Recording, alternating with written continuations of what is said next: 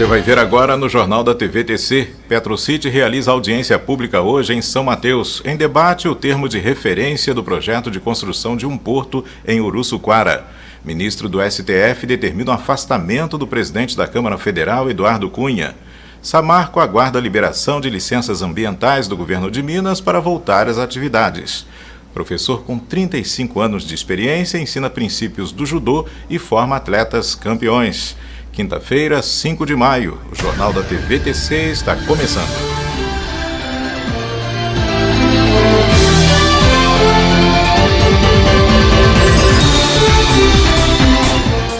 Olá, boa tarde.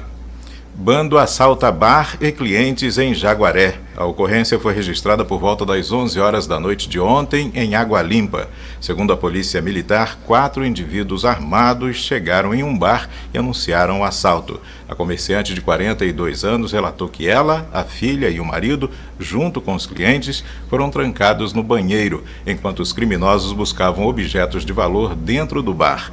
Eles levaram uma televisão de 43 polegadas, celulares, cordões, alianças e R$600 em dinheiro. A vítima informou que na fuga, os ladrões contaram com o apoio de um veículo Corsa, que pegou a BR-101 no sentido São Mateus. A polícia investiga o crime.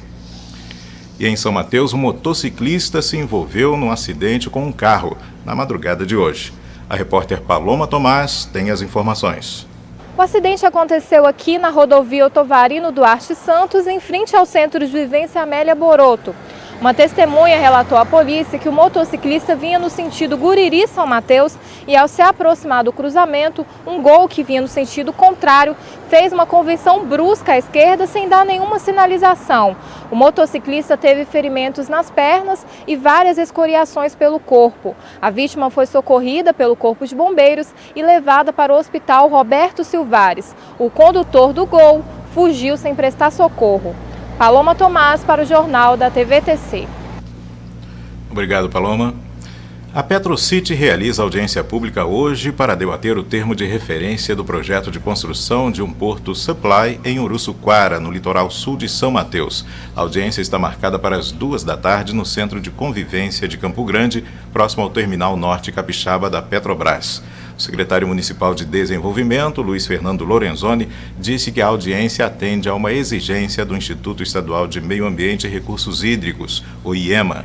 Lorenzoni afirma que o público-alvo são os moradores das comunidades impactadas pelo projeto e as instituições públicas envolvidas. O secretário prevê que os estudos sejam concluídos no primeiro semestre do ano que vem, visando a liberação das licenças ambientais. E um destaque do Estado: Samarco aguarda a liberação de licenças ambientais do governo de Minas Gerais para voltar às atividades. A empresa está paralisada desde novembro do ano passado. Foi quando uma barragem da empresa rompeu, causando mortes e devastação ambiental em Minas e no Espírito Santo. O retorno das operações da Samarco foi tema de debate em audiência pública, realizada pela Comissão de Infraestrutura em Guarapari, litoral sul do estado.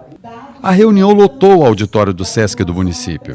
6 parlamentares, representantes da mineradora, autoridades estaduais, moradores e empresários da região apontaram os problemas ocasionados pela paralisação da Samarco em Anchieta. As usinas pararam de funcionar há 6 meses, desde o rompimento de barragem da empresa no município mineiro de Mariana. Durante o encontro, o presidente da mineradora explicou o que é necessário para o retorno às atividades. Desenvolvemos um processo onde nós não vamos utilizar as barragens que estão danificadas, então utilizando as cavas. Esse processo está sob a análise da Secretaria de Meio Ambiente do Estado de Minas Gerais. Então, o que está nos travando hoje é o processo de licenciamento ambiental. Nós estamos trabalhando para votar ainda esse ano, mas à medida que o tempo passa, está ficando cada vez mais difícil. O presidente da Comissão de Infraestrutura destacou a importância da empresa para a economia de toda a região. Nós estamos falando de impostos na ordem de 1,5 bilhão. Quer dizer, o Espírito Santo não pode perder essa receita. A Samarco é responsável por 20 mil empregos diretos e indiretos. E você vai ver depois do intervalo, o ministro do STF determina o afastamento do presidente da Câmara Federal, Eduardo Cunha.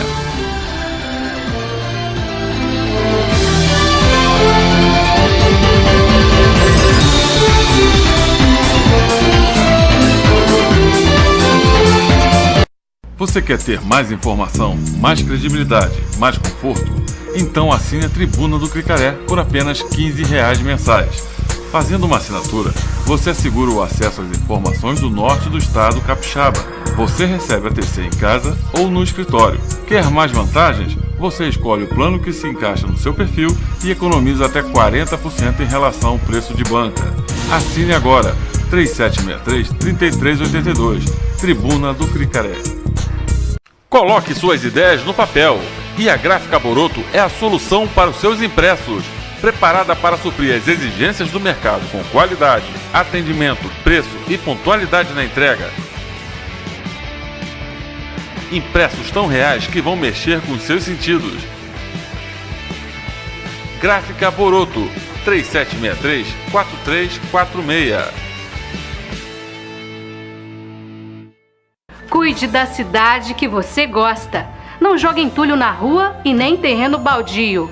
O município foi notificado para se adequar à legislação federal e assinou o TAC, Termo de Ajustamento de Conduta, junto ao Ministério Público. Por lei, a Prefeitura não pode mais recolher lixo hospitalar e entulhos. Ela é responsável somente pela coleta do lixo domiciliar, aquele que é produzido em casa. Quem executa obras, reformas e demolições, poda árvores ou possui clínicas, farmácias, hospitais e similares, deve também fazer a destinação correta desses resíduos, contratando uma empresa especializada.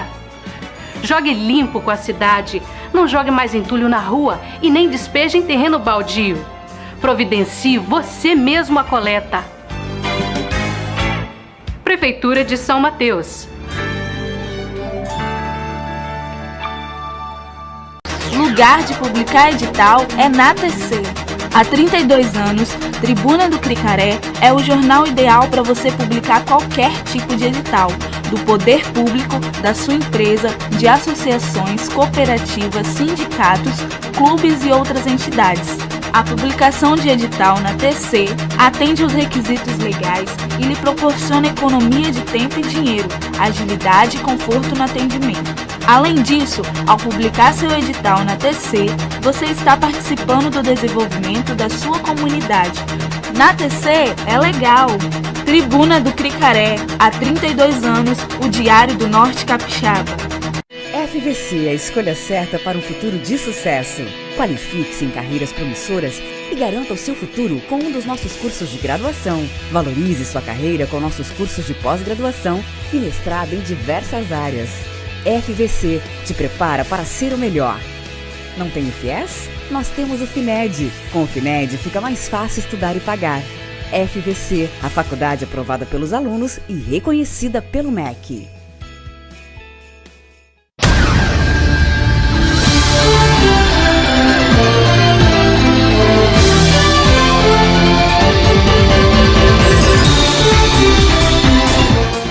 Destaque nacional, o ministro do STF, Teoriza Vasque, determinou hoje o afastamento do presidente da Câmara, Eduardo Cunha, do PMDB do Rio de Janeiro, do mandato de deputado federal.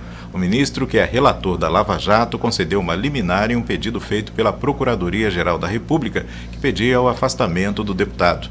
A PGR diz que Cunha usa o cargo para constranger, intimidar parlamentares, réus, colaboradores, advogados e agentes públicos, com o objetivo de embaraçar e retardar investigações. Eduardo Cunha já foi notificado da decisão e substituído pelo primeiro vice-presidente da Câmara, deputado Valdir Maranhão, do PP do Maranhão. Cunha reúne-se com advogados e deve entrar com recurso no STF contra a decisão de Teori. Segundo a assessoria de Cunha, ele só deve se pronunciar após a decisão do Supremo na votação desta tarde.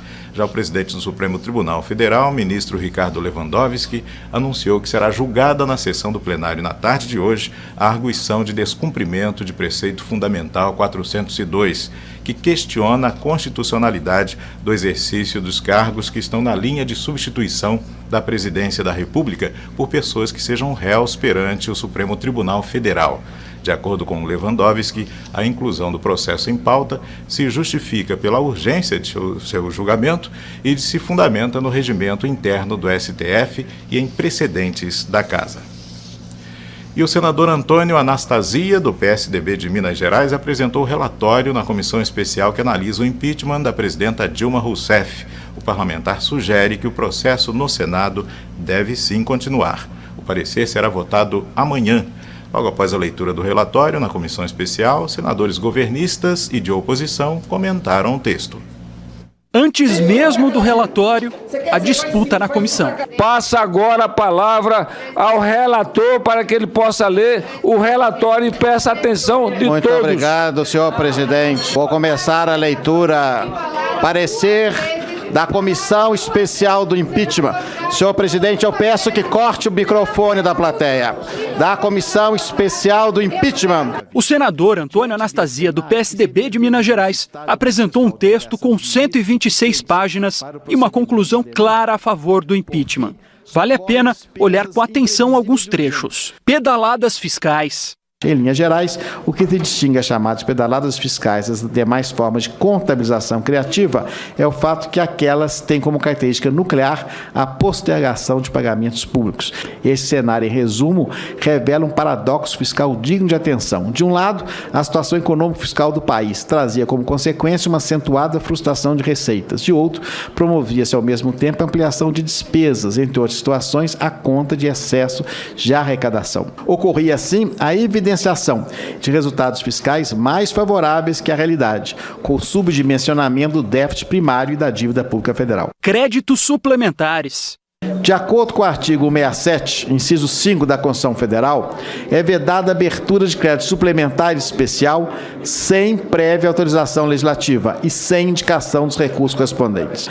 A regra, em síntese, é que se houver a necessidade de abertura de créditos suplementares ou especiais, este ato deve ser previamente aprovado pelo Poder Legislativo. Responsabilidade fiscal. Essa comissão não está apreciando meros tecnicismos. Tratamos da admissibilidade de uma denúncia centrada em indícios de irregularidades que, por sua natureza, podem colocar em xeque o próprio regime de responsabilidade fiscal. Não está em evidência unicamente a discussão sobre a manutenção de um mandato presidencial.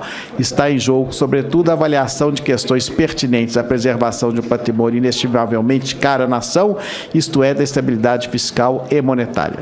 E a Justiça Eleitoral tem entendimento pacificado no sentido que o descumprimento da lei de responsabilidade fiscal constitui vício insanável, que configura ato doloso de improbidade administrativa. Presidente Dilma Rousseff. A partir do exame dessas operações e considerando que o presidente da República, no termo do artigo 84.2 da Constituição Federal, deve exercer a direção superior da administração federal, não é razoável supor que a presidente da República não soubesse que uma dívida nota de 50 bilhões de reais junto a bancos públicos federais pairava na atmosfera fiscal da União, até mesmo porque esse endividamento foi utilizado como forma de financiamento de políticas públicas prioritárias. Inquestionável, portanto, que o tema versado nesse processo de impedimento atrai per se entendimento jurisprudencial que sinaliza fortemente para o reconhecimento de indícios suficientes para o encaminhamento da denúncia para as fases seguintes de julgamento. Impeachment ou golpe? A alegação de que o presente impeachment é um golpe é amplamente descabida e desprovida de amparo fático e legal. Pelo contrário, o impeachment é justamente o mecanismo constitucional que previne rupturas institucionais, repito. A comissão volta a se reunir nesta quinta-feira com a defesa da presidente Dilma Rousseff. O convidado é o ministro José Eduardo Cardoso, da Advocacia Geral da União. A votação vai ser na sexta-feira. Depois disso, a denúncia segue para o plenário do Senado Federal. Aí sim, senadores vão ter que decidir se arquivam o processo ou se afastam a presidente Dilma Rousseff por até 180 dias. E ainda entre os destaques nacionais, a Câmara Federal aprovou o relatório final da CPI dos crimes cibernéticos. O texto sugere 6 projetos de lei. Sem consenso, houve votação de 10 destaques para alterar o texto final, mas foram mantidos pontos polêmicos, como a possibilidade de bloqueio de sites e aplicativos com sede no exterior. O relatório aprovado sugere 6 projetos de lei para impedir a prática de crimes na internet. Os projetos agora serão analisados em diferentes comissões da Câmara. Mas as propostas, sem consenso, levantaram debates até o último momento. Uma delas permite aos provedores de internet retirar, sem necessidade de nova decisão judicial, conteúdos que já tiveram a retirada determinada pela Justiça. Isso fere a ideia do Marco Civil de que remoção de conteúdo só com ordem judicial. Ainda que em tese se ampare numa ordem judicial já dada, certamente vai ter gente dizendo que é idêntico, que não é idêntico, e isso vai ser usado indevidamente para diminuir a liberdade de expressão na internet. As medidas hoje aprovadas aqui, no meu entendimento, colocam em risco a inovação através da internet, o acesso do Brasil a ferramentas inovadoras e, ao mesmo tempo, colocam em risco a liberdade de expressão. A proposta sobre bloqueio de sites e aplicativos também gerou polêmica. A CPI rejeitou o destaque do PCdoB para retirar o projeto do relatório. O texto aprovado permite o bloqueio de sites e aplicativos que tenham sede no exterior e que veiculem principalmente conteúdo ilegal. Entre os crimes que poderão levar ao bloqueio estão os relacionados aos direitos autorais, como a prática de pirataria.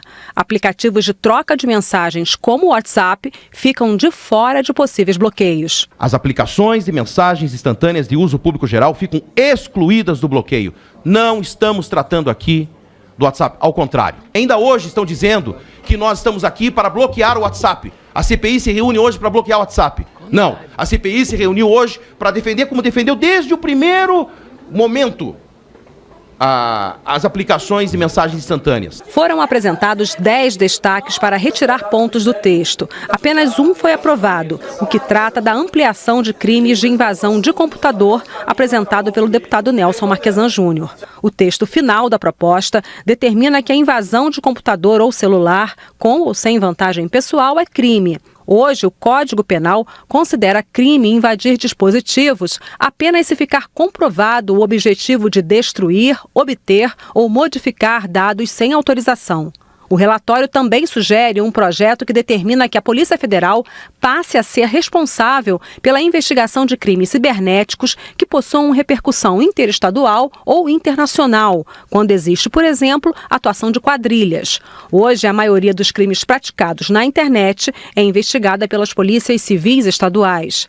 Mais uma sugestão, um projeto de lei que determina que os instrumentos do crime sejam perdidos em favor da União. Atualmente, o Código Penal diz que um computador, por exemplo, utilizado para a prática de crimes, depois da perícia, deve ser devolvido ao criminoso.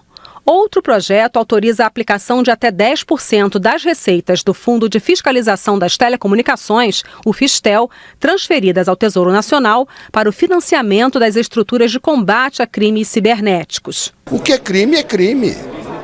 É de pedofilia, é de pornografia, é de roubo daquilo que a sua inteligência cria e que tem proteção legal. E há aqueles que acham que mesmo o crime reconhecido como tal pela justiça em sentença transitada em julgado, tem que ser tratado com afago.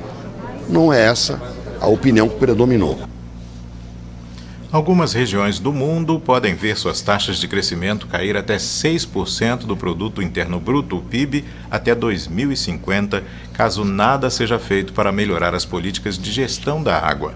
O alerta é do Banco Mundial, que divulgou o relatório no qual descreve que as alterações climáticas terão impacto, em primeiro lugar, no ciclo da água, com consequências na alimentação, na energia, sistemas urbanos e ambientais. O crescimento das populações com maiores rendimentos e em cidades cada vez maiores resultará no aumento exponencial das necessidades de água. Mas, segundo o documento, a água disponível será mais errática e incerta. A redução da água doce disponível e a competição por parte de setores, como a energia e a agricultura, poderão deixar as cidades em 2050 com até menos 2/3 da água que tinham em 2015.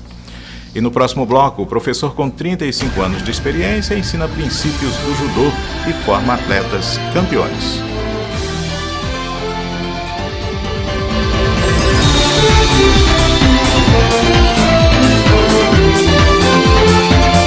Seja um profissional disputado na MMG Informática. Cursos básicos e avançados de informática, manutenção de computadores, web designer, auxiliar administrativo, operador de computador, secretariado e outros. Certificado reconhecido em todo o país e garantia de aprendizagem. E mais, recarga de cartuchos e toners, manutenção de máquinas fotográficas digitais, notebooks, monitores LCDs e MP3. MMG Informática, conectando você ao futuro. Lugar lugar de publicar edital é na TC. Há 32 anos, Tribuna do Cricaré é o jornal ideal para você publicar qualquer tipo de edital, do poder público, da sua empresa, de associações, cooperativas, sindicatos, clubes e outras entidades. A publicação de edital na TC atende os requisitos legais e lhe proporciona economia de tempo e dinheiro, agilidade e conforto no atendimento. Além disso, ao publicar seu edital na TC, você está participando do desenvolvimento da sua comunidade. Na TC é legal! Tribuna do Cricaré, há 32 anos, o Diário do Norte Capixaba. Coloque suas ideias no papel e a Gráfica Boroto é a solução para os seus impressos, preparada para suprir as exigências do mercado com qualidade, atendimento, preço e pontualidade na entrega. Impressos tão reais que vão mexer com os seus sentidos. Gráfica Boroto, 3763-4346.